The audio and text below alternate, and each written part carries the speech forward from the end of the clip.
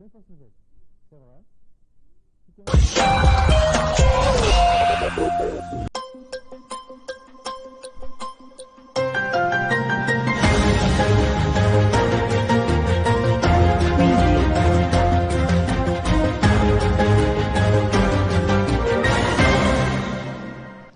19h au Lualaba, 18h à Kinshasa, heure à laquelle nous vous convient sur le 730 Kinshasa Direct. Aujourd'hui, on va parler d'une seule thématique, lutte contre le M23 et l'hypocrisie de la force régionale. Ça sera avec Abbé Bahala, qui est professeur et expert en règlement des conflits. C'est celui qui sera notre invité de ce soir. Mais bien avant cela, de l'autre côté, nous avons Héritier Ntambois pour les grandes lignes. Bienvenue à vous, Héritier. Merci Jean-David. Bonsoir fidèles téléspectateurs. Les grandes lignes sur Télé 50.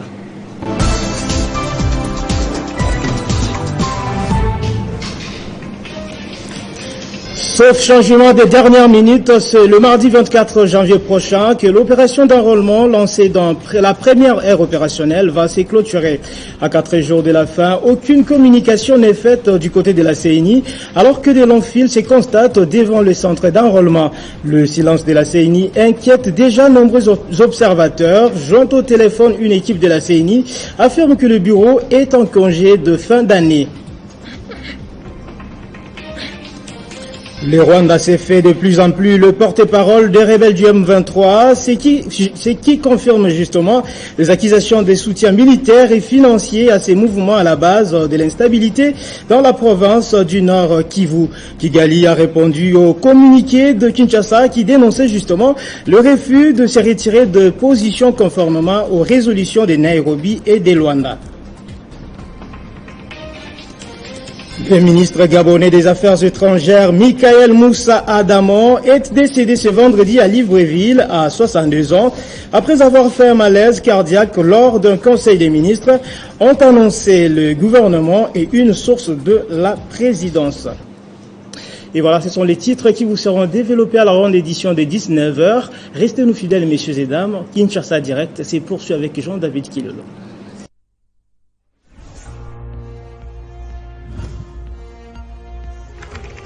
L'actualité reste en continu.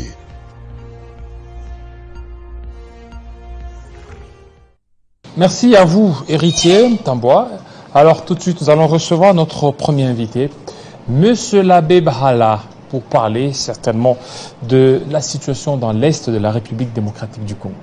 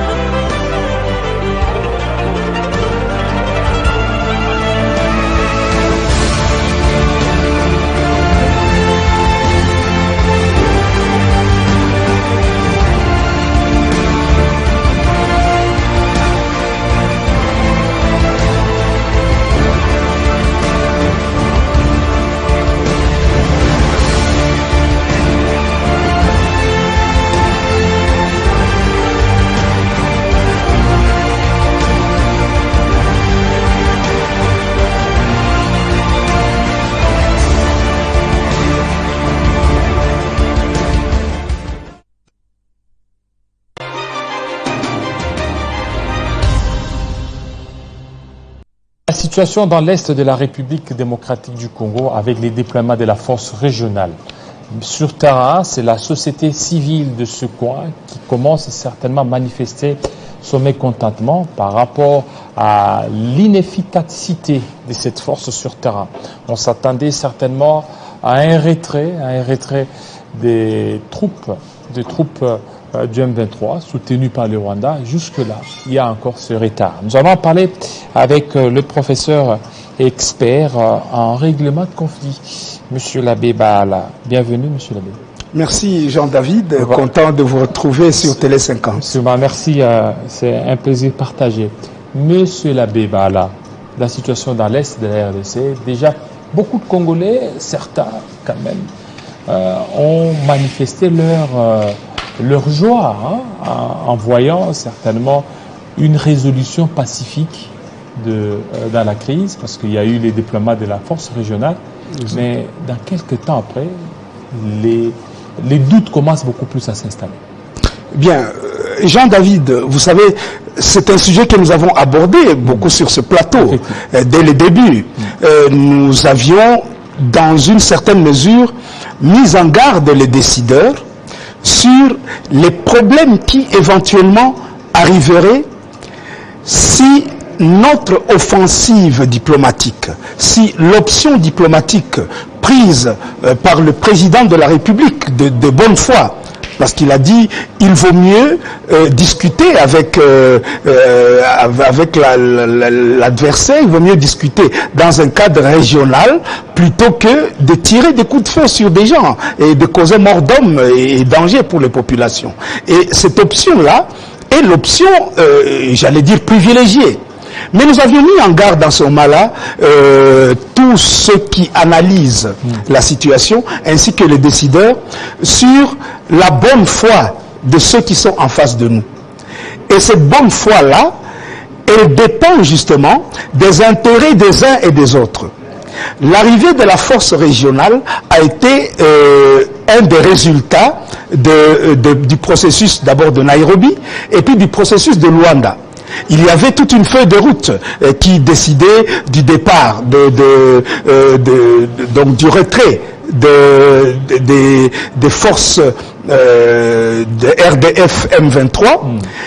Il y avait tout un calendrier qui devait justement faire jonction entre ce départ là-bas et le déploiement de la force sous-régionale, de la force régionale de l'EAC, et aussi alors de la poursuite du processus j'allais dire, de dialogue entre les protagonistes de la crise. Il était convenu même d'une date butoir. Le 5 janvier, en principe, les forces du M23 devaient rentrer à leur position de départ. Sabinho. De là, ils sont venus sur les hauteurs de Sabinho. C'était un peu frustrant aussi pour nous, d'une certaine manière, dans la mesure où Sabinho, c'est dans le territoire congolais. Or, nous savons qu'ils sont entrés par Bunagana, par les frontières des pays voisins, donc du Rwanda et de l'Ouganda. Et donc, mais c'était un compromis à faire.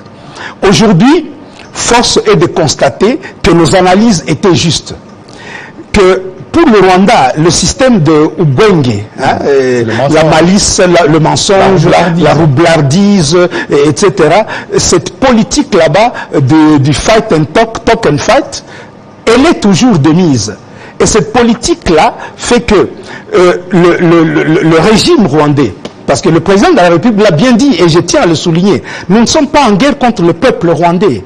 Nous sommes en guerre contre un régime dictatorial qui s'est installé et qui fait du mal et aux Rwandais et aux Congolais, n'est-ce pas? Le régime dictatorial du Rwanda qui ne peut survivre sans la prédation et la guerre qu'ils font. Parce qu'étant d'une certaine mesure minoritaire au plan de leur nation, eh bien, le maintien de ce régime-là ne s'explique pas dans un cadre démocratique. Vous savez qu'ils se sont maintenus là-bas grâce à des tripatouillages de la Constitution, ce que nous n'avons pas osé faire ici chez nous. Des gens qui se donnent 30 ans, 37 ans de mandat, n'est-ce pas, et qui se permettent de nous critiquer. Eh bien, le régime du Rwanda n'a pas respecté les engagements.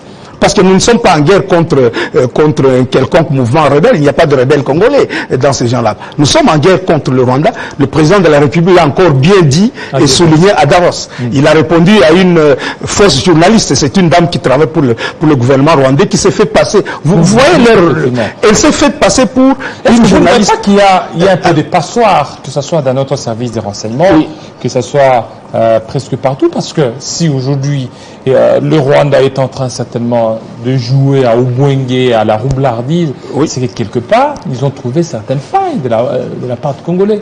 Non, est-ce que ce sont des failles ou c'est notre bonne foi? Nous allons de bonne foi. Ça paye cher aujourd'hui. Exact, c'est que nous disions qu'aujourd'hui, oui. De subir comme conséquence. Oui, Jean-David, nous devons appliquer la même méthode que les autres.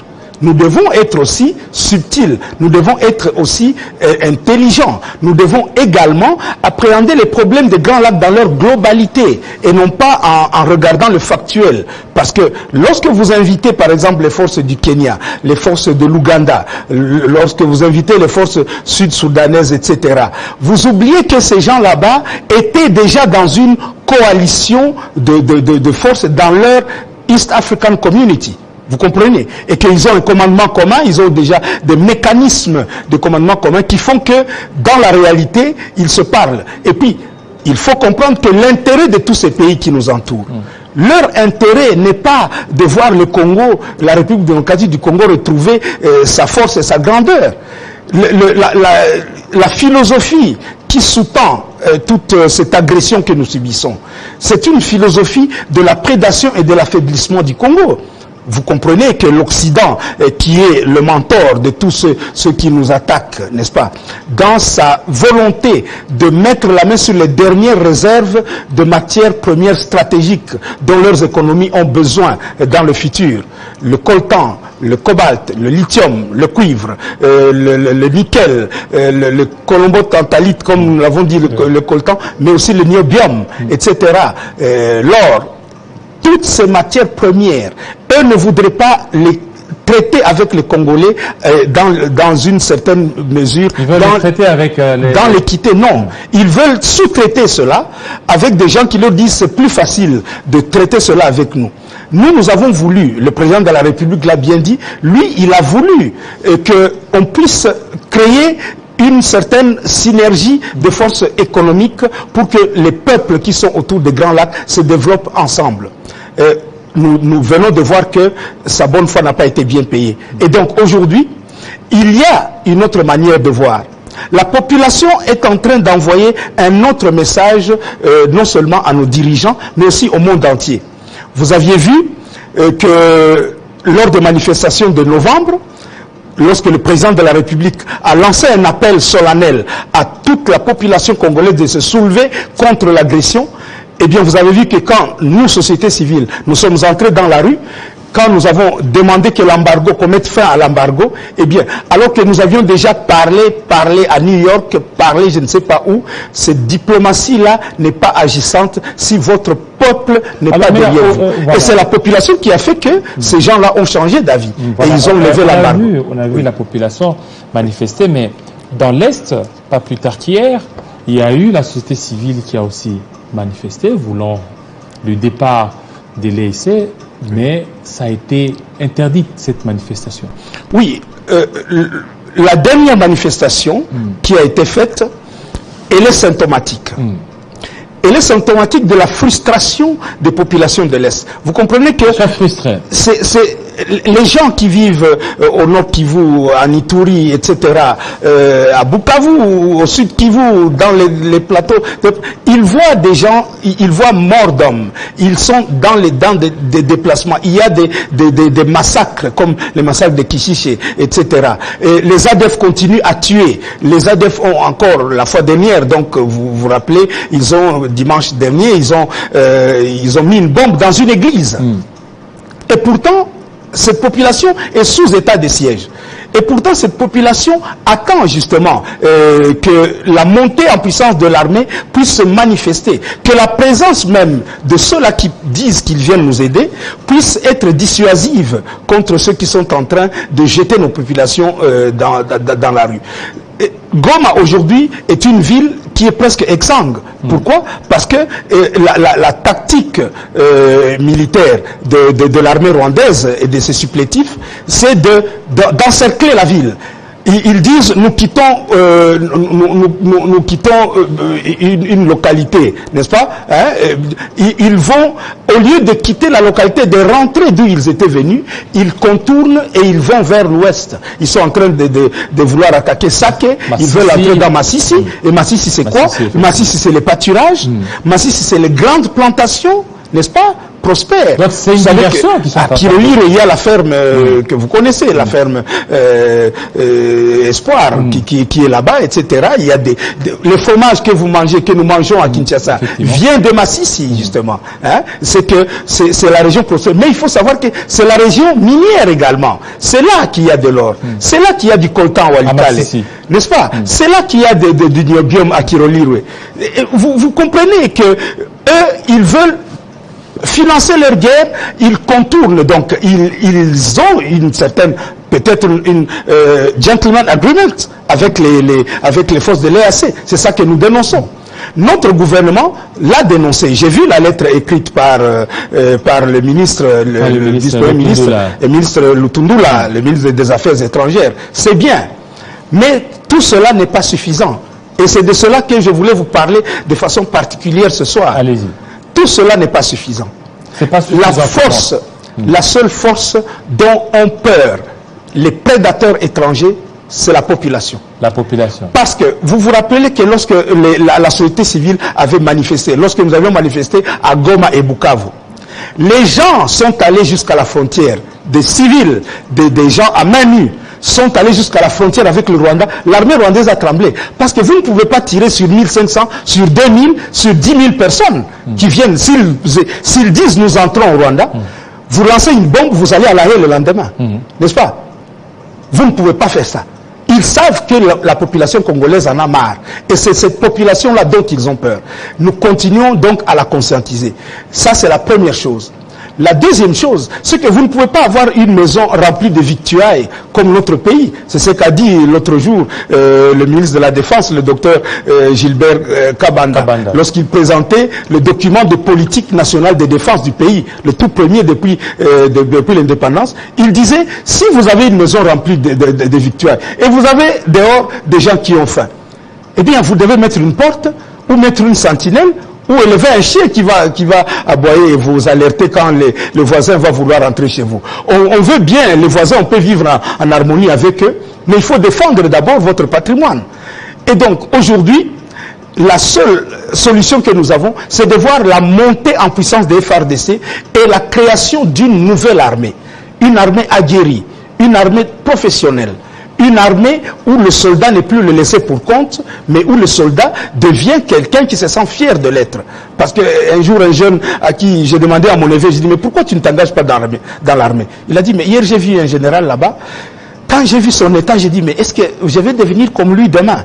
Alors là, la solution, cette fois-ci, il faut une armée dissuasive. Il faut une armée dissuasive. Et nous sommes contents, c'est pour ça que vraiment nous avons voulu nous engager là-dedans. Au mois de juin, de l'année passée, au mois de juin de l'année passée, en marge de la visite du roi des Belges à Bukavu, notre équipe de la société civile, parce que nous avons créé une dynamique d'éveil et de sursaut patriotique au niveau de Bukavu. Ensuite, pas au niveau de Bukavu, c'est au niveau national. En soutien au FRDC et pour la cohésion nationale. Cette structure existe dans toutes les provinces, surtout dans les provinces de l'Est, où ce sont les fêtières de la société civile qui sont avec nous. C'est cette structure qui soutient les marches qui se font ou bien les prises de position, parce que nous avons dit, à un moment donné, la société civile risque d'être désorientée. Au lieu de défendre la nation, au lieu de nous mettre à aider nos soldats qui sont au front, à se battre pour la nation, nous risquons d'être désorientés par les politiciens qui, eux, sont dans leur division des partis politiques. Oui, nous sommes dans la période préélectorale, vous savez. Alors, nous voulons orienter, nous voulons que l'opinion publique congolaise comprenne que si nous n'avons pas la paix à l'est du pays, nous pouvons organiser toutes les élections techniquement correctes comme il s'est fait, mais tant que les populations sont jetées dans les rues, sont en errance, ça fera toujours 3 millions, 4 millions de nos compatriotes qui ne pourront pas voter, et c'est une frustration. Et donc aujourd'hui, nous voulons nous approprier, nous, société civile. Parce qu'il y a un discours qui commence à être un peu négatif, un peu découragé sur la question de ce qui se passe à l'Est. C'est quoi ces discours? Les gens disent, mais pourquoi l'armée n'attaque pas les gens du M23? n'est-ce pas? Pourquoi l'armée ne gagne pas la guerre? Pourquoi chaque fois c'est notre armée qui doit reculer? Pourquoi les gens Pourquoi chaque fois notre armée donne toujours des raisons pour dire non, nous voulons protéger la population, l'ennemi est en train d'utiliser les boucliers humains. Et voilà pourquoi on prend des localités. Voilà des localités. Les localités sont prises. Retour est tombé, Massissi. Alors c'est pas normal. Donc notre message est un message clair. Nous voulons aujourd'hui qu'effectivement, comme le président de la République l'a promis lui-même, il a dit dans son discours à la nation en 2022, il a dit il faut que le gouvernement dote l'armée de moyens logistiques, matériels et même pour pouvoir défendre la nation. Et aujourd'hui, nous sommes heureux de le prendre au mot. Nous voulons que notre armée, justement, se mette non seulement à défendre le territoire national, mais aussi soit dissuasive. Qu'elle soit dissuasive. C'est vrai, la levée de l'embargo nous donne une opportunité. Mais cette opportunité-là ne signifie rien parce qu'une arme ne peut pas se mouvoir elle-même. Une arme a besoin d'une main pour pouvoir tirer et viser. Et donc cette main-là, il faut la former. Et nous voulons nous approprier, nous, société civile. Parce que dans ce document, le tout premier document de politique de défense nationale, qui a été fait depuis 1960, parce qu'avant, on travaillait avec quoi? Avec l'idéologie de la force publique. Vous savez, cette force publique qui était l'armée la plus forte peut-être d'Afrique centrale, mais qui avait l'idéologie belge. C'était pour défendre leur patrimoine qu'ils avaient. Oui. Parlons-en peut-être en parenthèse, les documents de politique de défense nationale. Oui, de politique nationale. Est-ce que c'est prudent pendant ces temps de pouvoir publier ces documents-là? D'autant plus que il y a nos ennemis qui sont là, les Rwandais, qui voudra à tout moment commencer un peu à lire. Qu'est-ce qui se passe là au niveau de cette politique? Mais oui, Jean-David. Mais oui, absolument.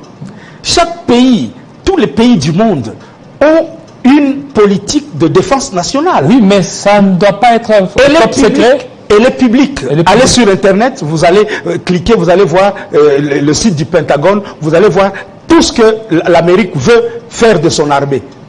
Si vous allez sur le site de l'armée française, vous allez voir que la politique de défense de la France, je vais vous envoyer ça si vous voulez, vous allez voir que la politique de défense, elle est définie, elle est publique. Et en plus, puisque c'est du domaine de la politique c'est la police, c'est le peuple, justement. C'est du domaine politique. Ce n'est pas du domaine de la stratégie militaire. Attention, il y a une loi de programmation militaire qui a été faite par le même ministre de la Défense, qui est en train d'innover vraiment sérieusement. Je dois dire félicitations parce que pour une fois, nous avons non seulement un soldat qui est à la tête du ministère de la Défense, ça ne nous était pas arrivé depuis longtemps. C'est un officier, mais c'est aussi un intellectuel. Il est enseignant à l'université. Didier Toumba, s'il était là. Oui. Didier Toumba, le ministre. Mais si, c'est ce que j'ai dit. Non, il n'était pas ministre de la Défense. Didier Toumba. Il était chef d'état-major.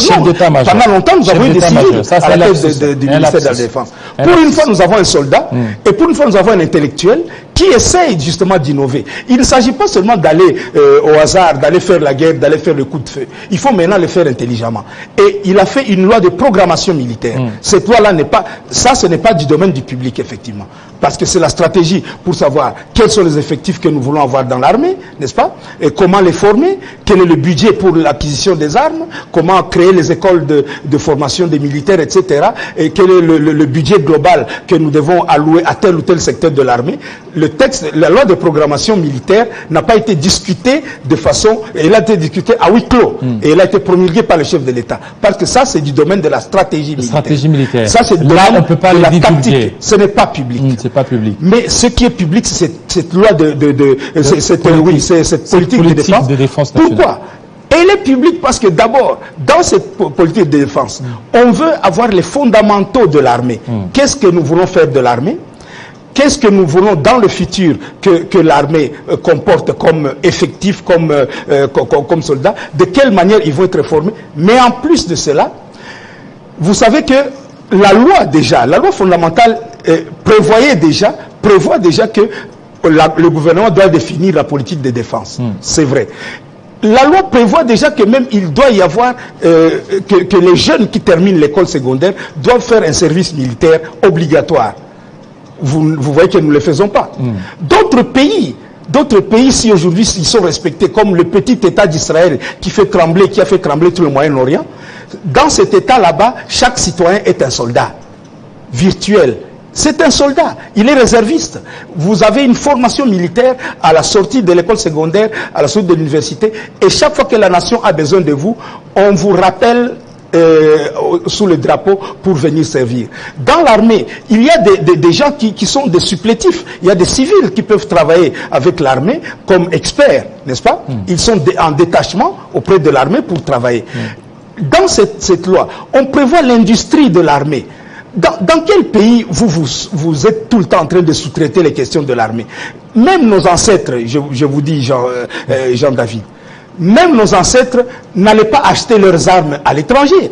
Nos ancêtres fabriquaient leurs lances, leurs haches, leurs fusils à 12 coups que vous voyez même ici au Bako. Nos anciens savaient qu'on ne peut pas aller fabriquer. Aujourd'hui, nous savons que hier, nous avions Afrimex là-bas, au Katanga, qui fabriquait déjà des chars du temps de Tchombe, fabriquait des chars de combat qui étaient utilisés là-bas, qui fabriquait des bombes. Ce sont ces bombes là-bas que l'UNITA a utilisées, qui fabrique aujourd'hui des explosifs, etc. Cette usine-là, il faut la remettre en action. Il faut que l'armée ne puisse pas s'habiller en allant commander ses uniformes en Chine. Tout cet argent qu'on va gaspiller.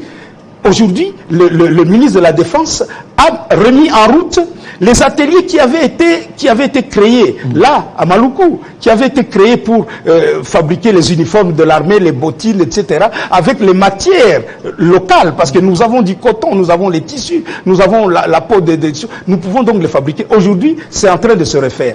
L'armée ne se nourrit pas avec de la nourriture commandée en Chine ou en Thaïlande, avec du riz et des conserves commandées je ne sais pas où. Aujourd'hui, on est en train de remettre toutes les fermes de l'armée à un niveau. L'armée doit être une armée respectée par les gens. Il ne faut pas que... Ça, c'est la politique de la défense nationale. Oui. L'armée, allez-y. Oui. L'armée doit être respectée. Il faut redonner, comme on dit, j'allais dire, les lettres de noblesse à l'armée. Parce que chaque fois que nous voyions un soldat bien habillé, en train de marcher, on disait... Mampinga na Congo.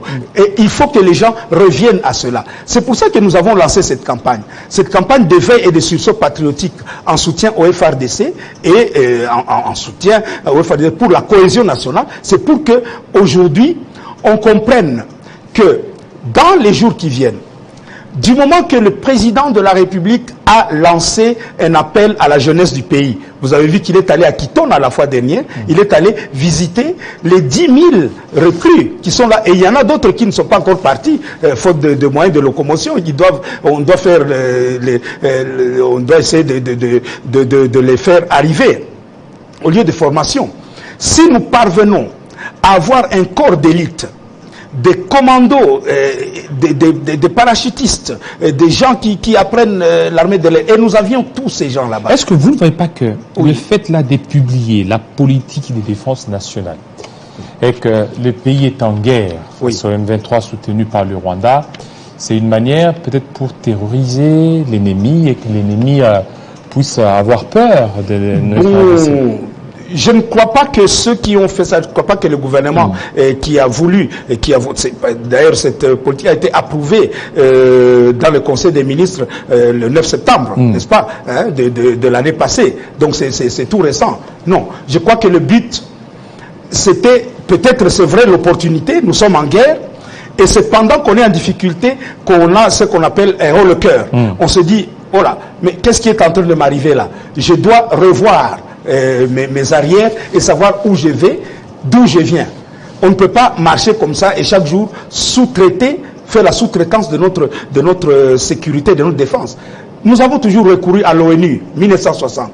On recourt en 77, lorsqu'on est attaqué par les Simba du Katanga là-bas. On recourt au Maroc. Après, on recourt à la France lorsqu'il y a eu encore des chauffourées. Puis il y a eu la MONUC d'abord, et puis la MONUSCO qui est venue. Maintenant, aujourd'hui, nous sommes avec les Ougandais qui, eux, en réalité, sont aussi avec le M23. C'est eux qui leur ont permis d'entrer, n'est-ce pas? Mais nous sommes en coalition avec eux pour combattre les ADF. Ce sont des contradictions. Et aujourd'hui, nous sommes avec les forces de l'EAC et nous sommes en train de constater qu'ils ne font pas le coup de feu pour demander au M23 par la force, parce que c'est dit, ils seront obligés et ils vont utiliser la force et la conviction pour pouvoir les faire revenir à leur... mais il y a une sorte de laisser-aller où ils les laissent occuper des territoires. La MONUSCO, 25 ans de frustration, n'est-ce pas?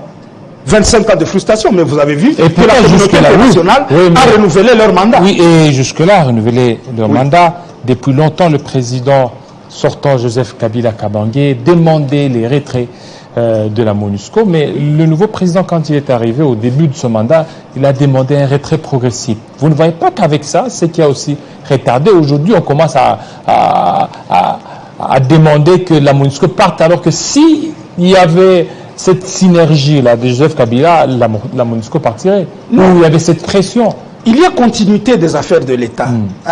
Moi, personnellement, je n'aime pas ces comparaisons qui font croire que tel a bien fait, l'autre a mal fait. Non.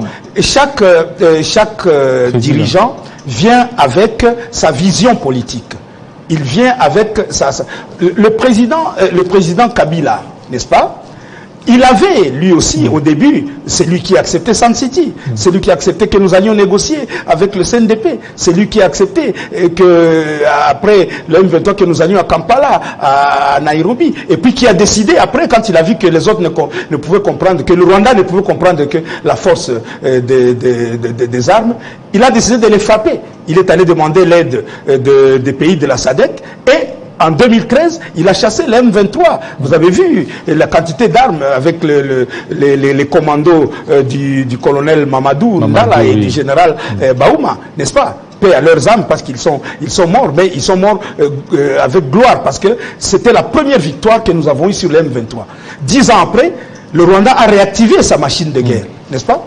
Profitant du fait que nous avions opté justement pour une paix durable dans les grands lacs et avec tous les pays qui nous entourent.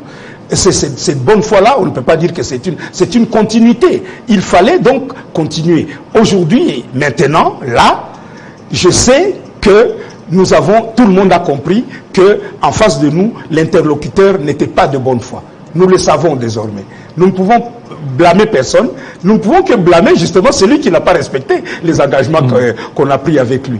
Et donc aujourd'hui, la République démocratique du Congo n'a pas d'autre choix que de défendre son pays par tous les moyens, comme l'a dit le commandant. En s'appropriant de la politique de la défense nationale. Justement, pas seulement en se l'appropriant, mais en mettant à la disposition de ceux qui se battent sur le terrain, en mettant à leur disposition toute la logistique nécessaire, tous les moyens qu'il faut. Surtout qu'aujourd'hui, il n'y a pas d'excuse. On a déjà levé la mesure... oui, la mesure d'embargo, ce n'est pas automatique. Même quand cette mesure était là-bas, il y avait toujours moyen de la contourner parce que les armes se vendent quand même. Ce n'est pas automatique, vous avez dit? Le régime de notification levé, ce n'est pas automatique? Non, c'est-à-dire, le régime de notification a été levé. Mais est-ce que c'est en une semaine que vous commandez un lot d'armes que vous... Là, il faut combien de temps? C'est en train de se faire. Nous sommes en train de voir, nous avons vu dernièrement la Turquie qui est venue... On a même vu des experts militaires turcs dans l'Est de la RDC. Ils étaient là, ils étaient là dernièrement. Ça montre qu'il y a une ouverture diplomatique qui est en train de se faire. Il y a une ouverture vers l'équipement de l'armée pour pouvoir assurer sa montée en puissance. Mais des choses comme celles-là ne se font pas en une semaine. Elles ne se font pas en 2 semaines. Il faut donner du temps au temps. Et nous savons que la volonté politique y est. C'est pour ça que nous voulons accompagner cette volonté politique. Mais aussi, pas seulement cela. Nous voulons forcer, justement. Nous voulons forcer les uns et les autres. Les belligérants, ceux qui sont en train de se battre contre nous. Vous avez dit, est-ce que c'était prudent de leur dire, mais oui. Lorsque les gens vont faire la guerre, qu'est-ce qu'ils font? Ils chantent et ils font des chants guerriers. Chez nous, même notre danse, chez nous, chez les Baches, c'est une danse guerrière avec la lance, etc., pour dissuader l'ennemi. Mais oui, il faut dire à l'ennemi, Okoya Kosakana Wate, Mibali Bazali, tu ne peux pas venir te présenter comme ça et croire que tu trouves le vide devant toi. Donc, ça aussi. Voilà, il y a le communiqué du ministère des Affaires étrangères, oui, où le vice-premier ministre Christophe Lutundula est en train de dire que la RDC est prête à toute éventualité. Mais oui. Est-ce que vous ne voyez pas qu'avec ça, c'est que même le Rwanda a répliqué, il dit que non, c'est comme si, pas comme si, la RDC a rompu la voie des dialogues, préférant certainement la guerre. Oui, mais écoutez, lorsque vous avez vu la Russie attaquer l'Ukraine, toute l'Union européenne, l'OTAN qui donne a attaqué l'Ukraine, toute l'Union européenne, l'OTAN, l'Amérique, etc., tout le monde est en train d'aider qui? D'aider l'OTAN, avec des moyens militaires, etc., etc. Est-ce qu'ils ont coupé le fil du dialogue? Non. De temps en temps, vous apprenez que tel président européen, le président français, le président Blinken des États-Unis a parlé avec Poutine. Vous comprenez? C'est-à-dire que nous ne pouvons pas ne pas continuer à parler à nos interlocuteurs. Parce que si jamais la solution diplomatique pouvait réussir, cette solution, elle est la meilleure. Mais si la solution diplomatique... Mais lorsqu'on s'est dit qu'on s'attend à toute éventualité, dès lors que Rutshuru, presque c'est tout Rutshuru, Massissi sont en train d'aller à Massissi, vous ne voyez pas qu'encore on risque encore de perdre certaines localités?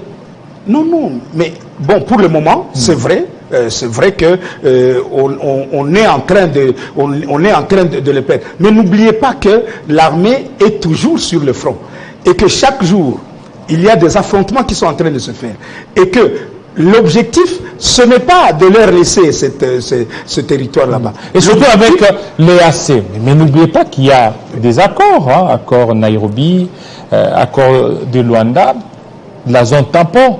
Mais même si aujourd'hui on parvenait à récupérer, donc il y aura une zone tampon. Et ça aussi, ça nous affaiblit certainement sur notre territoire. Cette zone tampon, dans les accords, c'est eux peut-être dans leur esprit qu'il y a une zone tampon. Nous, au niveau congolais, il s'agissait simplement de leur permettre de quitter les localités qu'ils occupent et d'aller vers leur... Mais quand ils disent, oui, aucunement ils ne vont accepter que les FARDC puissent occuper cette zone tampon. Est-ce que la République démocratique du Congo a accepté cela? Est-ce que nous avons accepté? Oui, ça c'est leur tactique. Ça, c'est leur manière d'appréhender la chose, n'est-ce pas? Notre manière d'appréhender la chose, c'est que les FARDC sont dans leur droit de récupérer les localités qui sont abandonnées par les autres. Par les accords de Nairobi, par j'allais dire, les accords de Luanda, Nairobi. De Luanda, Nairobi 1, Nairobi 2, Nairobi 3. Nous avons accepté que les forces de l'EAC puissent jouer justement ce rôle dissuasif pour que on a dit toutes les forces négatives, c'est quoi? C'est le M23, RDF, c'est les groupes armés locaux, etc., pour que ces forces-là ne viennent pas occuper une partie du territoire congolais. C'est ça l'accord.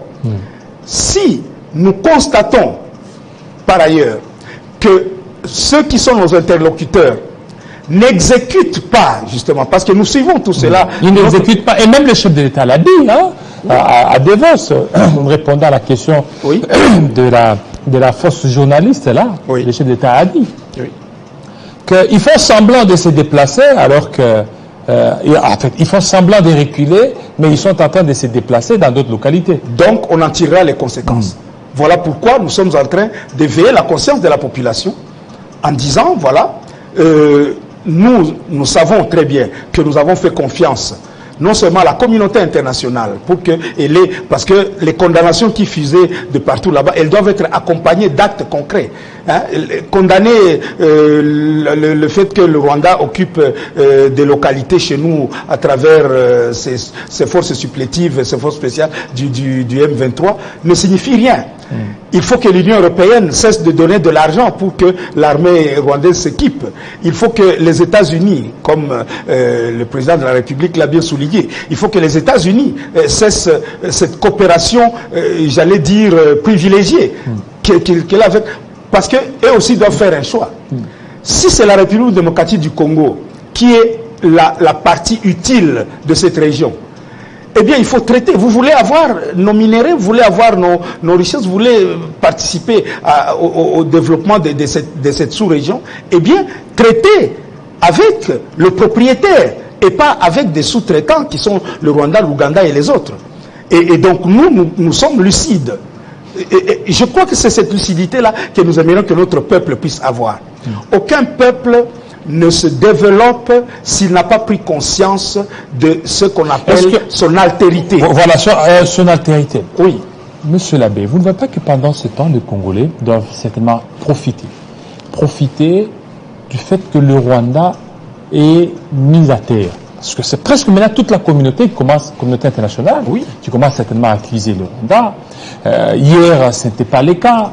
Hier, c'était juste quelques pays, mais actuellement, la France, les États-Unis et d'autres nations commencent certainement à pointer du doigt. Et il faut que maintenant, cette fois-ci, que la RDC puisse aussi en bénéficier pour mettre KO le Rwanda une fois pour toutes.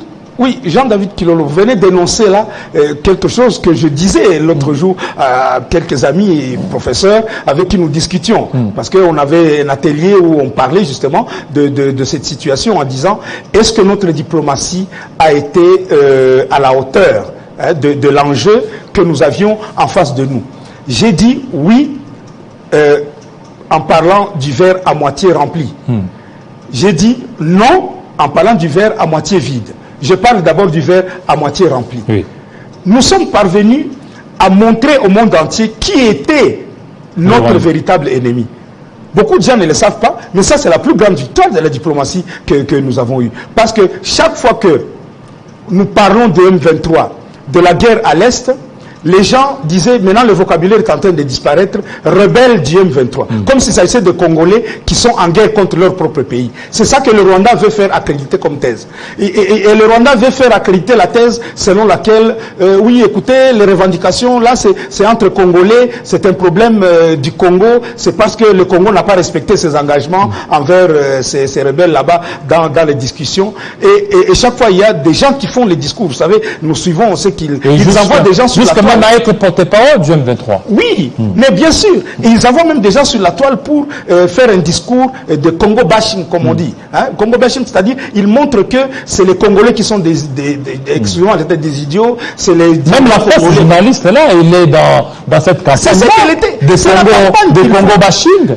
Ils font cette campagne en disant c'est les Congolais eux-mêmes qui sont en train de se battre entre eux. Oh, le Rwanda est en train de vouloir protéger la communauté entre guillemets Tutsi, originaire du Rwanda, de la protéger contre un éventuel génocide. Vous voyez de par le monde entier des déclarations à Bruxelles, je ne sais pas où des gens, même dernièrement vous avez vu l'ambassadeur allemand qui est venu raconter aussi les mêmes histoires. Nous vous protégeons, voilà la communauté, cette communauté est en danger. Non, cette communauté est justement en danger par le Rwanda. Parce que une communauté congolaise ne peut pas se faire défendre par un pays étranger. Et donc, nos frères les plus lucides parmi la population parlant Kinyarwanda qui vit au Congo, les plus lucides disent nous n'avons pas besoin de Kigali pour survivre au Congo parce que nous étions déjà là, depuis Sun City, nous avons participé au pouvoir, etc. Depuis longtemps, nous sommes là, même du temps de Bisengimana et compagnie, Barthélemy qui était à côté de Mobutu, nous sommes là et nous vivions en harmonie. Mais aujourd'hui, c'est le discours ethniste du Rwanda qui est en train de les mettre en danger parce que cette frustration, elle peut continuer. Et c'est ça que le Rwanda veut, justement. Le Rwanda veut qu'on croit qu'il y a un danger de génocide. Depuis 30 ans, ce danger-là existe toujours. Le prétexte des FDLR, c'est quoi les FDLR aujourd'hui? C'est qui? S'ils avaient 30 ans au moment du génocide du Rwanda, aujourd'hui, ces gens ils ont 63 ans ou 64 ans. C'est des vieux. Donc, quand ils parlent de FDLR, c'est des FDLR qu'ils créent eux-mêmes. Ils sont en train de faire des alliances avec même des milices, Nyatura, etc., qui vivent au Nord Kivu, des milices Hutus, n'est-ce pas, qui sont au Nord Kivu. C'est la complexité de cette guerre fait que aujourd'hui, le président de la République a mis en lumière la roublardise de notre partenaire, le Rwanda. Le Rwanda. Et désormais, alors qu'il s'est caché derrière des mouvements rebelles, le Rwanda ne peut plus faire ce jeu. Voilà, pour terminer, il n'y a pas que le Rwanda, il y a aussi l'Ouganda. L'Ouganda également, qui n'est pas de bonne foi. Oui, mais pourquoi on ne martèle pas trop sur l'Ouganda alors que l'Ouganda aussi est complice avec le Rwanda? Je ne sais pas. Nous le faisons. Nous savons très bien que l'Ouganda joue double jeu. Oui, on sent même le chef d'État, quand il est à Davos, il a juste parlé que l'instabilité c'est le Rwanda. Alors que c'est pas seulement le Rwanda, il y a l'Ouganda. Nous savons très bien qu'ils sont complices. Beaucoup de gens feignent d'oublier que le régime rwandais aujourd'hui est un régime qui a été créé par le régime ougandais. C'est Museveni qui a armé le FPR et qui est allé faire la guerre au Rwanda et qui a causé le génocide auquel nous n'avons pas participé, n'est-ce pas, mais dont nous subissons aujourd'hui les conséquences depuis 25 ans. Ce sont les Congolais qui ont perdu plus de monde que ceux qui que les Rwandais. Et aujourd'hui donc, le discours du Rwanda là-bas est en train de changer. Vous voyez qu'il n'y a pas la frustration. Maintenant, il se met à attaquer le président de la République. Il est dans tous ces États. Des questions de sorties médiatiques. Un type qui a tripatouillé sa constitution pour avoir un énième mandat, etc. Alors que nous ne l'avons jamais fait. Ce type-là où, si jamais il y avait un vote, comme au Burundi, un vote démocratique, jamais il ne sera jamais il aurait perdu. Il ne peut pas gagner devant cette majorité. C'est un Tutsi, les Tutsis sont minoritaires. La majorité numérique, la majorité sociologique, elle est claire. Et donc, l'Occident, si l'Occident a soutenu à bras, vraiment, c'était, ils ont pris le régime rwandais comme la prunelle de leur œil, c'est pas qu'ils ont su vendre leur génocide. Ce discours ne tient plus. Vendre le discours de la haine ethnique, je ne sais pas quoi, aujourd'hui, les Congolais devraient même arrêter même d'en parler, parce que on sait que c'est faux. Il y a eu tellement d'évolutions. Chez nous, nous vivons d'ailleurs ensemble, etc. Mais vous voyez qu'ils ont intérêt à recréer la belligérance. C'est ce qui est en train de se passer dans les hauts plateaux de Fizi et d'Uvira, avec les Twirwaneho et les autres qui sont en train de se battre, le Burundi qui s'invite pour combattre ses propres rebelles, les Red Tabara qui sont aidés par le Rwanda, qui sont armés par le Rwanda, les androïdes qui viennent de la part de Kigali, des opposants de Kigali qui envoie aussi ses propres. Donc les gens veulent faire du Congo l'exutoire de leurs guerres internes. L'Ouganda, est-ce que les ADF tuent la population ougandaise? Non, même pas. Ils viennent massacrer les populations congolaises. Et créer ce qui s'est passé. Aujourd'hui, nous savons très bien quelle est la dynamique qui est là-bas. Même le Kenya qui vient nous aider, le Kenya, ce n'est pas sans arrière-pensée. Merci. C'est pour le commerce. Merci beaucoup. Voilà. Merci beaucoup, monsieur l'abbé Baala. Donc, je voulais terminer en disant que nous lançons le jeudi 26, une conférence pour l'appropriation de la politique de défense nationale par la société civile. Merci beaucoup, monsieur l'abbé Baala, surtout de votre passage. Merci à vous, fidèles téléspectateurs. Vous avez été nombreux à nous suivre. Vous avez raison. Restez branchés sur Télé 50 tout à l'heure. La grande édition de Amina Bayombo. Il sera 20h à Massissi, 19h à Kinshasa. Portez-vous très bien et à très bientôt.